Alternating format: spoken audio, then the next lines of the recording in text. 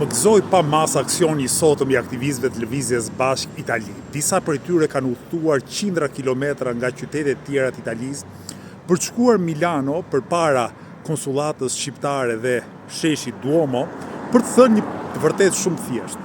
Edi Rama duhet jap dorëheqjen, jo vetëm se na ka vjedhur e na ka zhvatur prej vitesh, po edhe se po na turpëron faqe botës.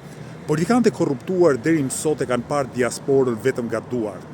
U kanë marrë çdo vit mbi 1 miliard euro remitanca që kanë shërbyer për të mbuluar dështimet e shtetit shqiptar, sidomos në sektorët e shëndetësisë dhe të pensioneve.